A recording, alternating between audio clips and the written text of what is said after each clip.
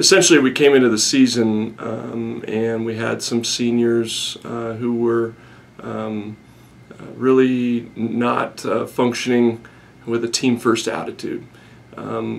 Towards the end of the season, we actually had a meeting where one of our own seniors, we had 8 seniors this year, and we had 5 of them were really very solid and knew what it meant to be a leader, and the others would tell you they were a team-first guy, but it was really all about their playing time, and they had issues if they weren't going to get their minutes. The way this one senior who was on track phrased it is he said in one of our kind of team meetings that was a turning point in our season. He said, well, you know, I'm upset about one thing, and it seems like there's a group of seniors that have come in with a spoiled, entitled, bratty attitude this year that they deserve minutes, and if they don't get minutes, then they're going to pout and be upset about it. And that was his phrasing of it, but that was exactly what was going on. For me as a coach, I was really struggling with it because I had already kind of hit it head on. In fact, the year before I saw these things transpiring as juniors, and I'd hit it head on and had the conversations and talked about these roles and what it means to be a great teammate. And I was assured that these issues would not be issues as seniors. And you know, when a senior brings that to the table, it can be a really devastating cancer. And we had 3 of them.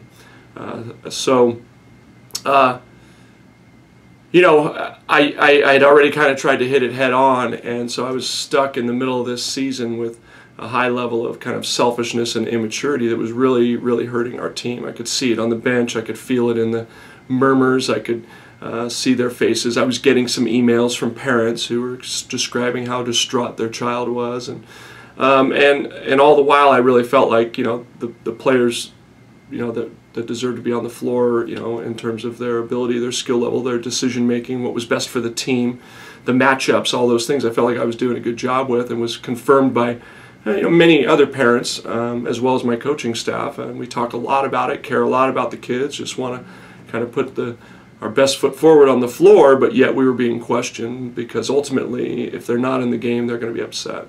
So that, you know, went throughout the season, and I felt like I really, really struggled because I didn't want to create a big stink. You know, I'd learned from years past, you know, you're just not going to change a kid in one conversation, and especially when you're talking about, you know, basically saying that they're being selfish. You know, they take it very personally, and you know, it's kind of in their natural tendency to not want that to be their fault, because that, you know, that's kind of part of the issue.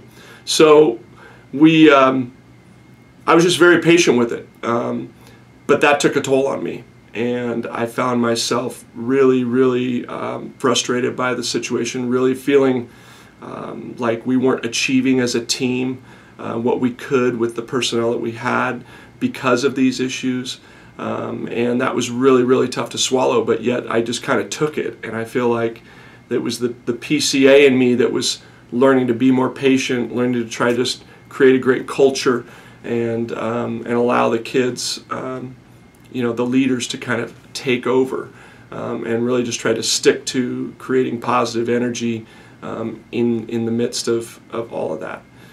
What I was unaware of was that I had become more critical than I normally am, and I could attribute that to my nature. My nature is that if I've got an issue with you or anybody else, I'm going to put it on the table, we deal with it, we move on, and I'm able to kind of release that.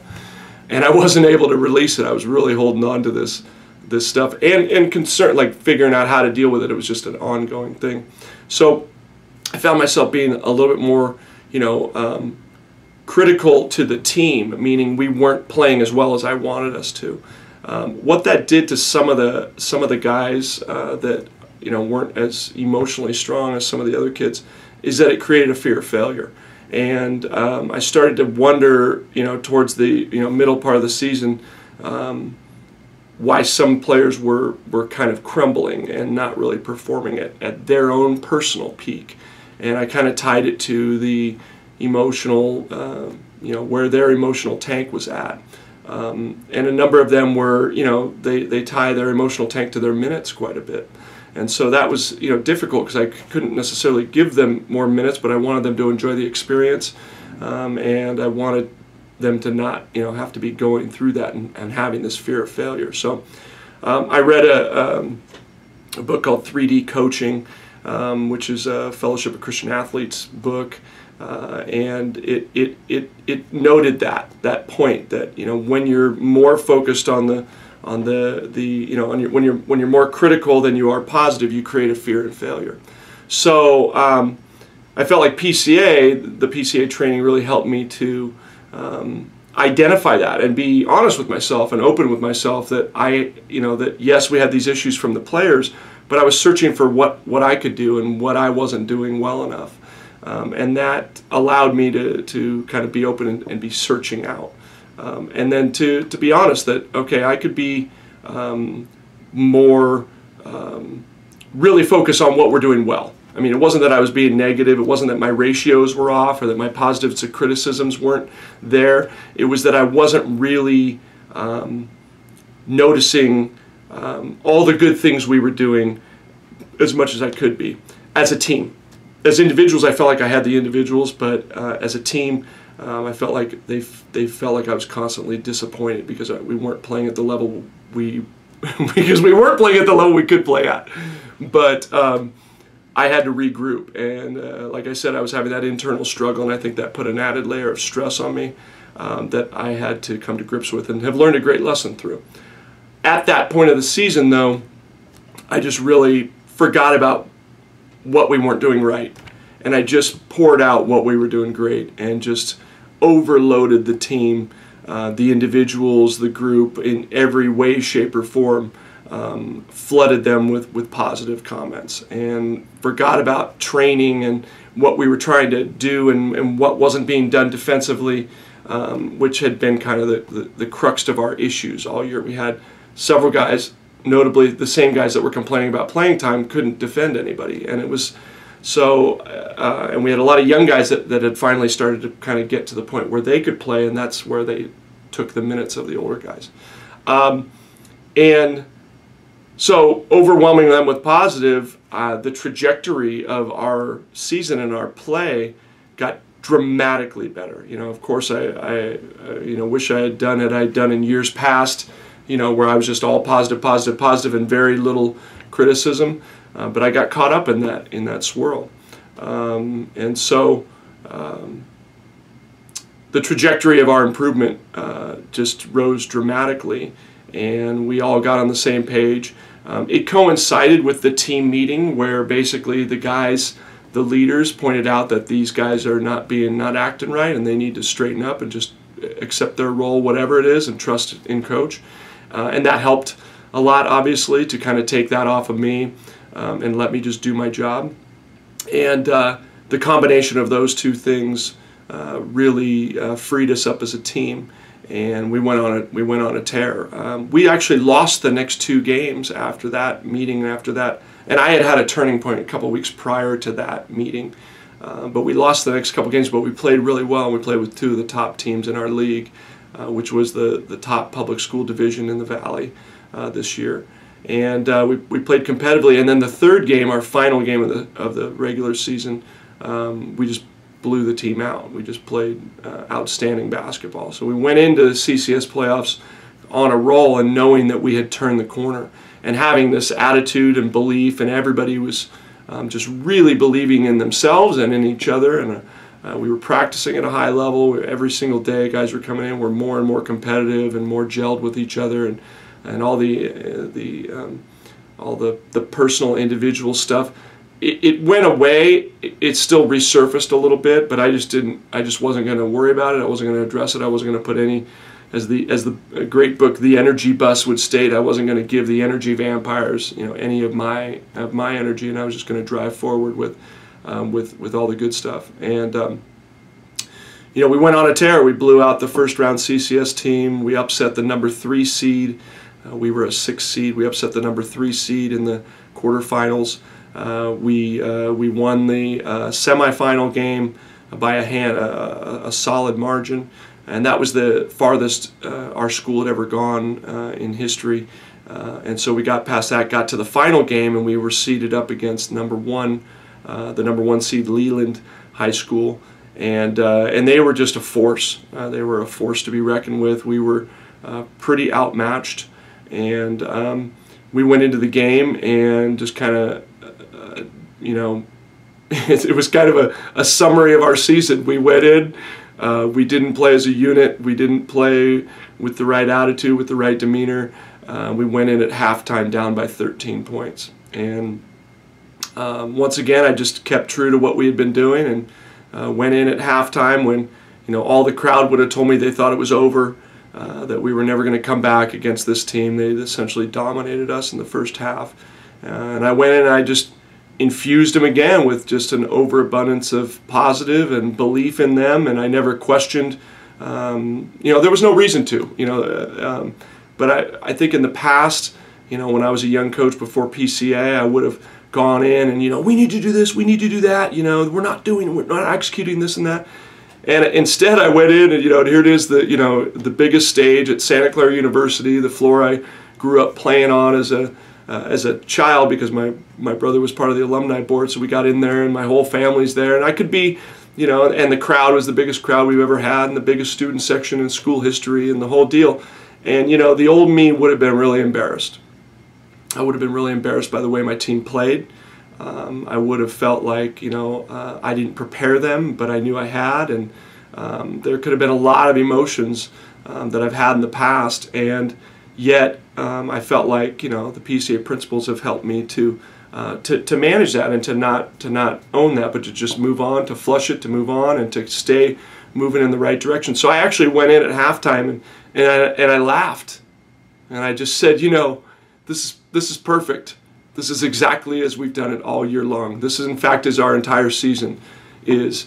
We've come out and, in this case, I had told them everything they would need to do, from a skill to a scouting report, all year long, what we need to do to prepare. And we literally had to come out and see that I was right before we decided to do what we needed to do to win. And so I laughed, because it was exactly, and I said, they're beating you right now handily, exactly as I told you they would beat you. And I said, I'm going to go through our scouting report that we went through the last 3 days on this team, and if you do what I'm telling you to do and make one defensive adjustment we need to make, you're going to fight right back into this game. And I know that they're confident right now, maybe a little cocky that they got this wrapped up. I know that they're going to get tired, and I know that they're going to get tight when we make this run. And you just got to believe in me. So do you want me to tell you how to win this game? And of course, they're all ears, all eyes, and we went through and just reiterated what we had told them before and made a small adjustment. Nothing. We had actually already adjusted it in the second quarter. It didn't make a huge difference because we weren't of the right mindset. And really just tried to pour out my belief on them. And I did believe we could come back, and I did believe we could win the game. I didn't know if they were going to do it, but the best shot that we have, I think, as coaches, is to just, once again, the big turning point in our season was just an abundance of belief and positive feedback to them, and not the criticism, and not the, I know, as a coach, we want to train our players. We want to teach them to do the right things. We have to be critical in order to correct, but there is a way to go about doing it. And there are different parts of the season where you have to kind of let that go and move on. And guys that are going to do it are going to do it, or modify and adjust how you're doing it over the course of a season, because otherwise you're just going to wear them out, and you're going to start seeing that fear of failure. And I knew that principle, but the stress of a tumultuous season, of close wins, of close losses and blowouts, of finishing second to last in our league, but we were, 3 different games, we were, within 3 points, and if we had won those 3 games, we would have been in second place in the league. So it was just one of those really difficult seasons to process, a high amount of stress, a lot of sleepless nights. Honestly, questioning whether I was really cut out for the job, questioning whether this is something I wanted to continue pouring my time into, because I feel I take raising, growing young men into men being men for others as one of our principles. And yet, here I had these guys with just incredible selfishness and entitlement, and I felt like I really wasn't doing the job that I wanted to do and having the impact I wanted to have. Regardless of the win column, I just wasn't getting the growth in the young men, and that was really bothersome to me and really made me question whether this was worth my time and whether I shouldn't put time into other things that might allow me to have the impact I was looking for. So I was running everything through question, and I'm a man of prayer, so there was a lot of prayer and a lot of journaling, a lot of trying to figure it out. And God answers prayer, but years ago when I joined PCA, that was an answer. So and it was that development, that training that I was able to kind of get myself back on track and get our team back on track, and ultimately make a phenomenal comeback in the CCS championship game. And the first time we tied the game, the first time it was tied since it was 2-2 was with 5 seconds left. So it was a thriller, and I'm told the best game people have ever seen, that sort of thing, which maybe they haven't seen very much basketball, but it was a great win and a great comeback, and then we ended up winning it and closing it out in overtime. So for the first in school history. So I'm just I'm blessed, very humbled to be in the position and having people talk about it and asking me about it, and to have that first title is a great achievement. It really hasn't quite all sunk in yet, so just excited about it.